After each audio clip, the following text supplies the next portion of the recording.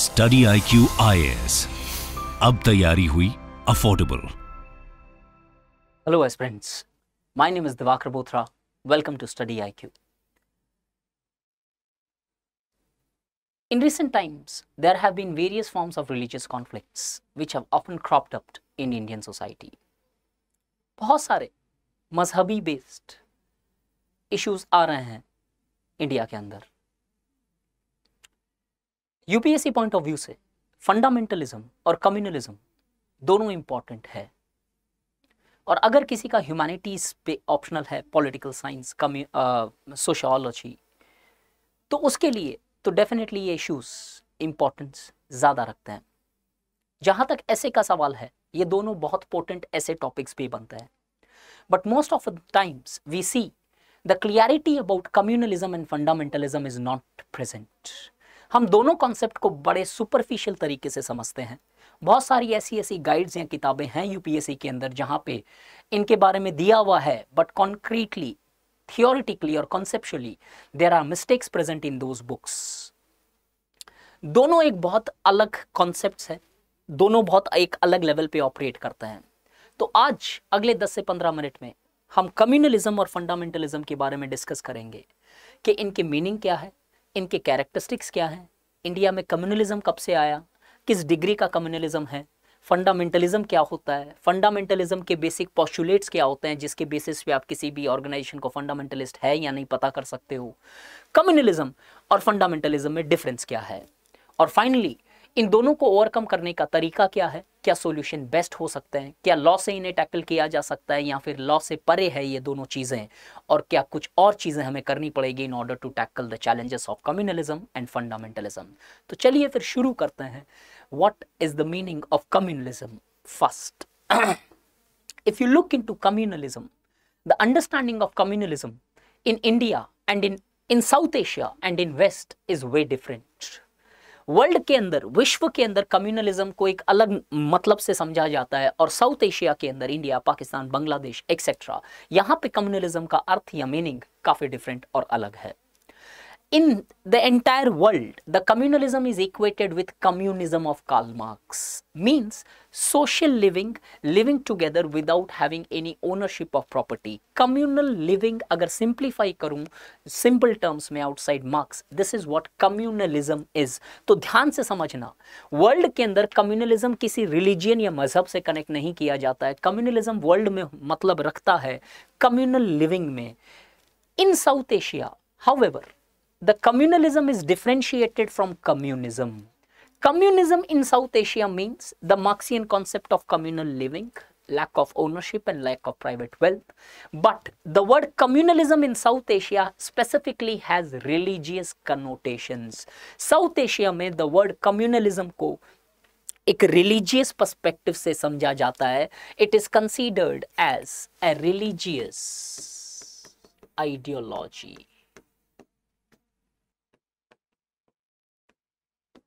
एक religious ideology माना जाता है। अब एग्जैक्टली क्या होता है communalism? Communalism is largely defined as an ideology where the followers of two different religion considers their interest are different. तो लेट्स अज्यूम हिंदू और मुस्लिम। कम्युनलिज्म का मतलब होता है कि followers of two different religions considers their interest are different. तो मतलब हिंदू ये मानते हैं कि उनके इंटरेस्ट मुस्लिम से अलग है, और मुस्लिम्स ये मानते हैं कि उनके इंटरेस्ट हिंदुओं से अलग हैं। Same thing could be of Sikhs, Jains, Buddhist, Parsis etcetera.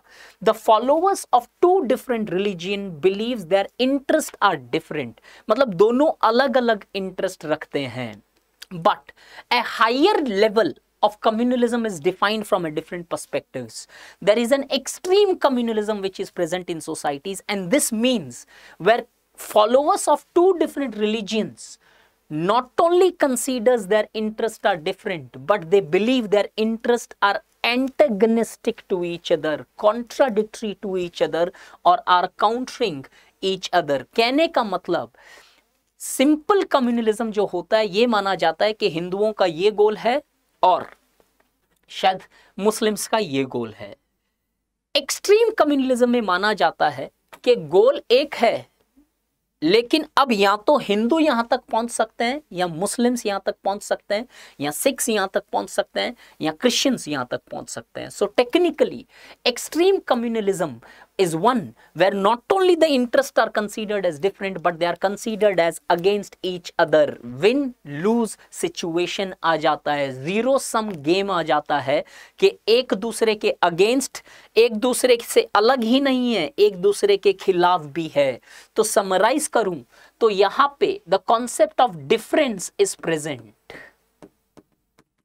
यहां पे the concept of contradiction is present.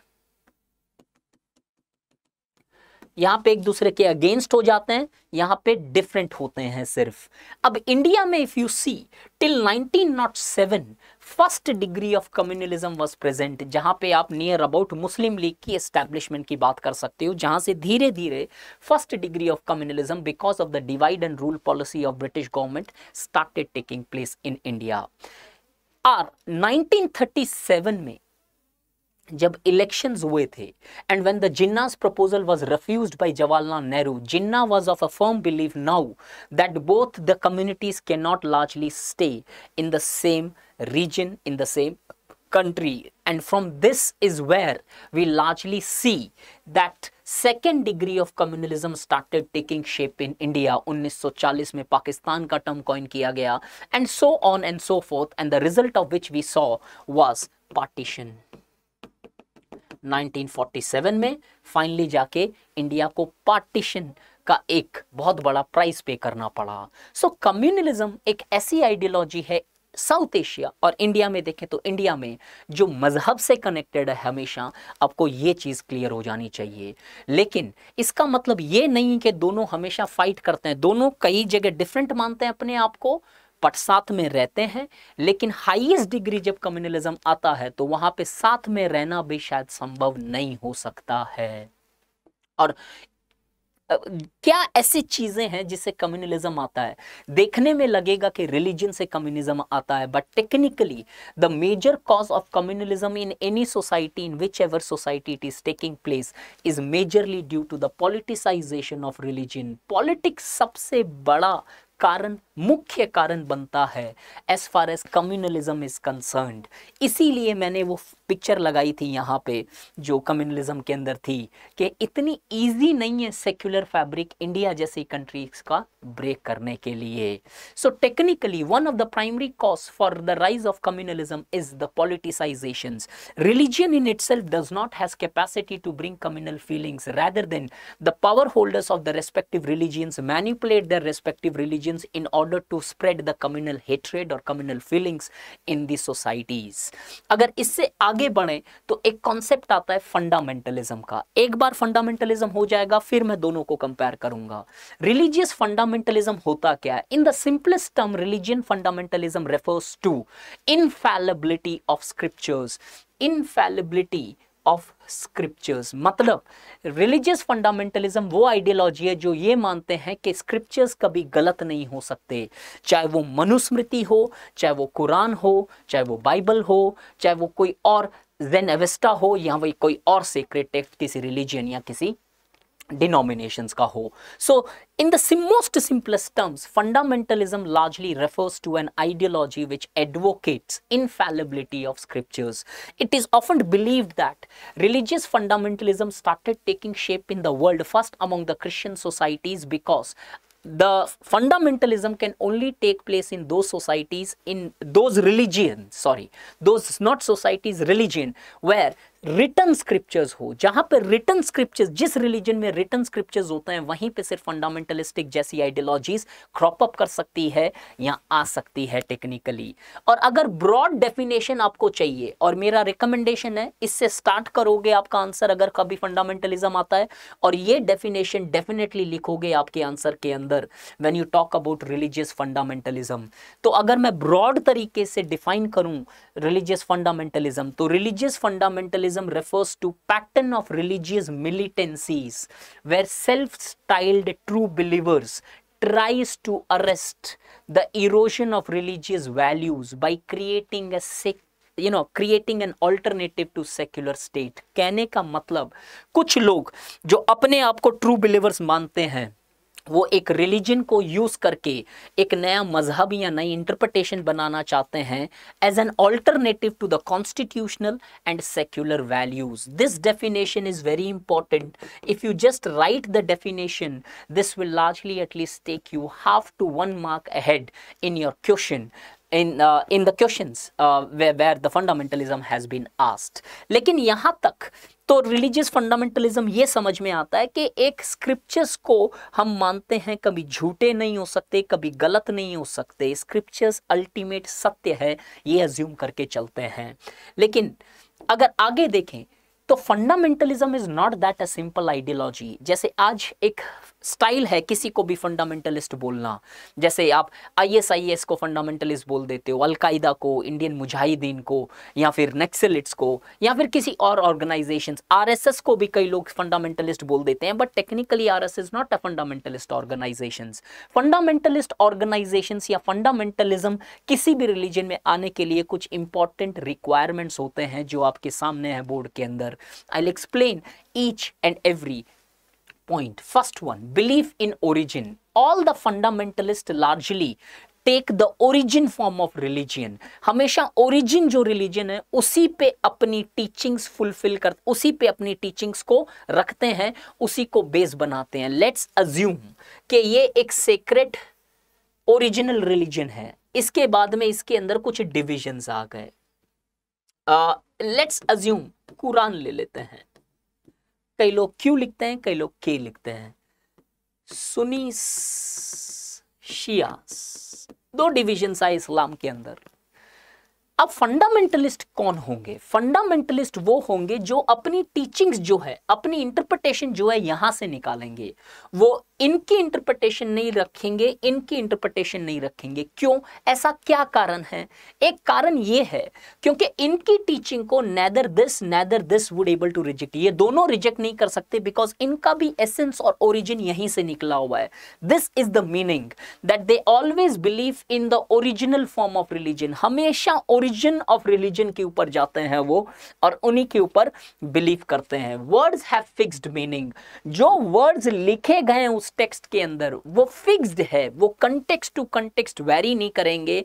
जो इंटरप्रिटेशन उसमें की गई है हमेशा वही इंटरप्रिटेशन होगी. तो कहने का मतलब अगर इसको टेबल बोला गया है तो हर सर्कमस्टेंसेस में ये टेबल ही होगा. सपोज पेन को बोला जाता है, लेट्स अज्यूम, लिखने का कोई वस्तु या लिखने की कोई चीज, तो हर कंटेक्स्ट में पेन का मतलब लिखने की कोई चीज ही होगी. चाहे किसी कंटेक्स्ट के अंदर पेन एक कैमरा भी हो सकता है, पेन कुछ और भी हो सकता है. तो words have fixed meaning. Fundamentalist are those people who largely take the fixed meaning of the words, और जो वो मीनिंग आता है वो इस ओरिजिनल टेक्स्ट या सीक्रेट टेक्स्ट से आता है. Aim is of creating a theocratic state. Fundamentalist organisations का एम हमेशा एक थियोक्रेटिक स्टेट क्रिएट करने के लिए होता है. कहने का मतलब they want to create a state which is ruled by religion. वो उनकी रिलीजन इंटरप्रिटेशन जो है उसके तहत चलेगी, और वो रिलीजन कौन सी होगी? ये ओरिजिन फॉर्म ऑफ रिलीजन जो वो मानते हैं, जो इंटरप्रेट वो करते हैं. They are deeply religious. Important point है ये. Fundamentalists are always deeply religious. When I say this, it means कि फंडामेंटलिस्ट दिखावा नहीं करते हैं, वो पूरी तरीके से उस रिलीजन को फॉलो करते हैं. ये सारे थियरीज के ऊपर बेसिस में देख रहे हैं. हम प्रैक्टिकली जाएंगे तो वेरिएशंस मिलेंगे. क्यों? हर ह्यूमन अलग होता है. Technically fundamentalist are deeply religious people. हमेशा स्ट्रांगली वो रिलीजियस वैल्यूज को फॉलो करते हैं. Every aspect of that religion preaching which they advocate is adhered by these people. Education और लॉ जो है वो रिलीजन के बेसिस पे होना चाहिए, ये गोल है. अगर ये कैरेक्टरिस्टिक्स फुलफिल होते हैं तो ही किसी ऑर्गेनाइजेशन को आप फंडामेंटलिस्ट ऑर्गेनाइजेशन बोल सकते हो. अगर ये कैरेक्टरिस्टिक्स फुलफिल नहीं होते हैं तो technically you can not call those organisations as fundamentalist organisations. अब ये रिलीजियस फंडामेंटलिज्म के कॉजेस क्या है? ऑफन ये माना जाता है कि मजहब, रिलीजन कॉज है रिलीजियस फंडामेंटलिज्म का? No, the majority of the causes of religious fundamentalism lies outside the religion. Religion के बाहर है रिलीजियस फंडामेंटलिज्म का कॉज। एक बहुत बढ़िया एग्जांपल है मॉडर्निटी। जब किसी भी मॉडर्निटी को किसी एक कल्चर पे थोपा जाता है तो बहुत सारे ऑर्थोडॉक्स लोग वहां पे starts preaching fundamentalist values. Boko Haram, which is a terrorist organization, internationally declared terrorist organization by Interpol. Boko Haram Nigeria की एक ऑर्गेनाइजेशन है और इसका मीनिंग है वेस्ट इज सिन। तो कई बार मॉडर्निटी या मॉडर्न कल्चर के बेसिस पे भी फंडामेंटलिस्टिक वैल्यूज बिल्डअप होने लगती है सिस्टम्स के अंदर। प्रोसिक्यूशन ऑफ एथनिक माइनॉरिटीज आज अगर देखो तो बहुत बड़ा मेजर कारण है फंडामेंटलिज्म का। जब एथनिक माइनॉरिटीज की एथनिक क्लिंजिंग होती है, xenophobic एक्शंस लिए जाते हैं, in such circumstances this people largely has a more potential to become the victims of fundamentalistic teachings और fundamentalistic aspirations. Politicization of religion. Many people largely politicize religion, and which many times results into fundamentalistic aspirations. And technology एक शायद cause नहीं है, technology use की जाती है फंडामेंटलिस्टिक teachings को propagate करने के लिए। तो आप देखते हो ISIS कैसे Islamic state of Iraq and Syria technology use करता है, इंटरनेट यूज करता है, डार्क वेब यूज करता है in order to propagate their teachings. और इसके कारण कैसे केरला से, महाराष्ट्र से, बीच के अंदर, ब्रिटेन जैसी कंट्रीज के अंदर कैसे लोग उन टीचिंग से प्रभावित होके they largely become the members of ISIS. So if you look, there is no single cause which religion is bringing fundamentalism, rather than it is always the causes of fundamentalism lies, याद रखना हमेशा, outside religion. सारी की सारी causes religion के बाहर की causes हैं। अब फंडामेंटलिज्म हमने समझा, कम्युनलिज्म हमने समझा। अब अगर हम दोनों को कंपेयर करें तो क्या डिफरेंसेस निकलते हैं? क्या दोनों एक ही है या क्या दोनों के अंदर कुछ डिफरेंसेस हैं? दोनों काफी कंप्लीट डिफरेंट आइडियोलॉजीज है। जो सिमिलैरिटीज दोनों में है कि दोनों एंटी सेक्युलर आइडियोलॉजीज है और दोनों की दोनों आइडियोलॉजीज कहीं ना कहीं रिलीजियन से एक कनेक्शन रखती है। बट अगर आप डीप में जाओ तो both are completely different. Fundamentalist do not believe in existence of other religion. जो फंडामेंटलिस्ट है वो दूसरे मजहब को रिकॉग्नाइज ही नहीं करता है। इसीलिए रिलीजियस फंडामेंटलिज्म के अंदर कन्वर्जन का कॉन्सेप्ट नहीं है कि आप मेरी इंटरप्रिटेशन मानते हो तो आप मेरे को ज्वाइन कर लो, आपका नाम वाम जो रखना है रखो। क्यों? क्योंकि इनके लिए दूसरी रिलीजन है ही नहीं। Communalism recognises the other religion. दूसरे रिलीजन के बगैर कम्युनलिज्म एग्जिस्ट ही नहीं कर सकता है। Fundamentalism can exist without other religion as it would be an orthodox. In what is required for fundamentalism is an interpretation of a given religion. Other religions are not necessarily required. Do not have concept of conversion, which I have explained. Fundamentalists urge theocratic state. The goal of fundamentalist is to create a theocratic state. Communalism का कोई गोल नहीं है theocratic state का। Communalism का सिर्फ इतना गोल होता है कि रिलीजन के बेसिस के ऊपर एक इन्फ्लुएंस होना चाहिए, लेकिन सारे लॉस चीजें जो है वो रिलीजियन के बेसिस पे नहीं होनी चाहिए।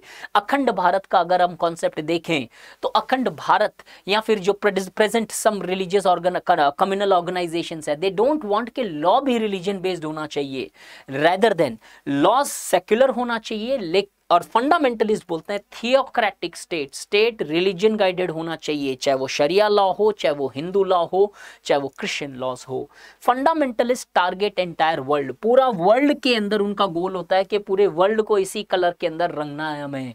कम्युनलिज्म का गोल जो होता है restricted to their respective localities and societies. If you look, अखंड भारत का जो कॉन्सेप्ट है, अखंड भारत का कॉन्सेप्ट सिर्फ जो एंशिएंट इंडिया के पार्ट्स थे वहां तक जाता है, उसके बियॉन्ड नहीं जाता है। लेकिन ISIS का गोल अगर आप देखते हो तो पूरे वर्ल्ड को वो ब्लैक फ्लैग के नीचे लेके आना चाहती है। तो fundamentalist target the entire world, communalist targets at the best the respective societies. Fundamentalist assert on actual revival of past, हमेशा जो past है उसको revive करना चाहते हैं. Communalism has a limited appeal to past. कुछ part जो है वो कहीं ना कहीं लाना चाहते हैं, पूरा का पूरा present past से replace नहीं करना चाहते हैं communalist. Fundamentalist can target fellow believers.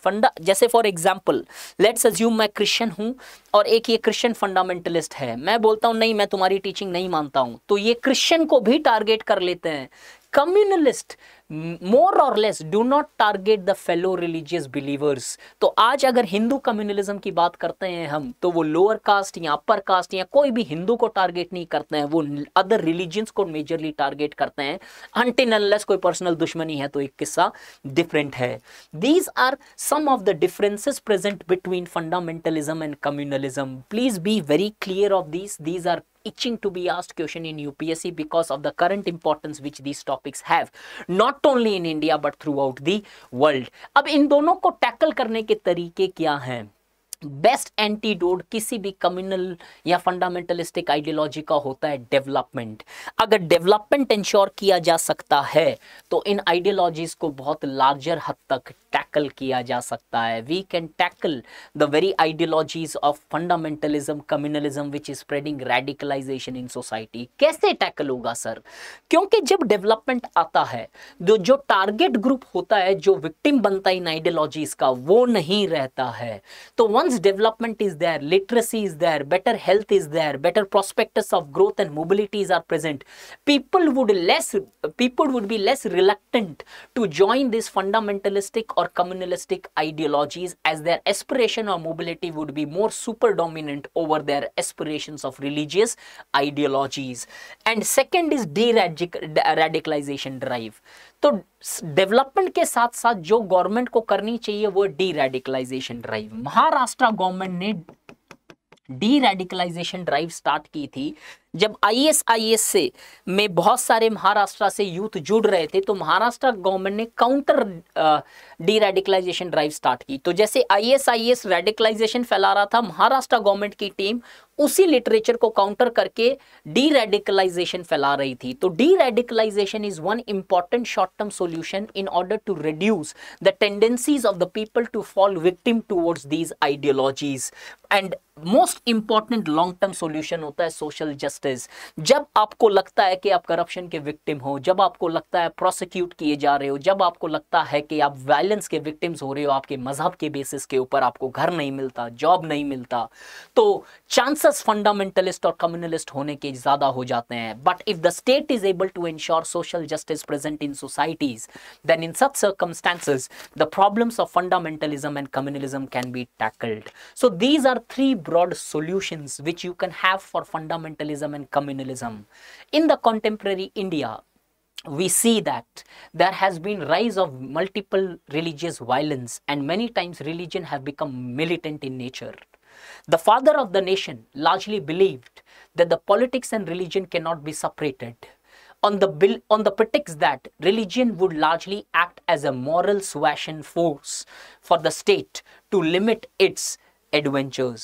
But unfortunately, in contemporary times, the religion have largely guided the state, but in the wrong directions. As the essence of religion has been sidelined, and the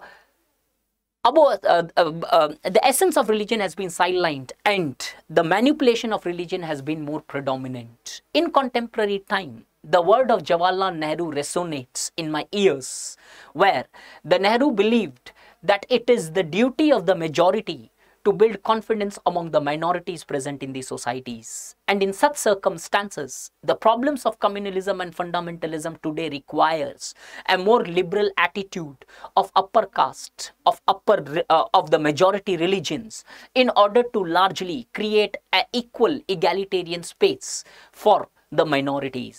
As the minority develops and the upper classes or the majority ideologies changes, then the plagues of communalism and fundamentalism can be wiped out from the face and the surface of India and earth as such. Hence, the solution lies in building humanity, and that humanity is largely based upon the apostles of development and ideological change. Thank you so much. I hope this helped you to largely develop an opinion as far as the ideology of fundamentalism and communalism is concerned. At Study IQ, I have started a sociology batch, foundation batch, optional batch. The admission closes soon.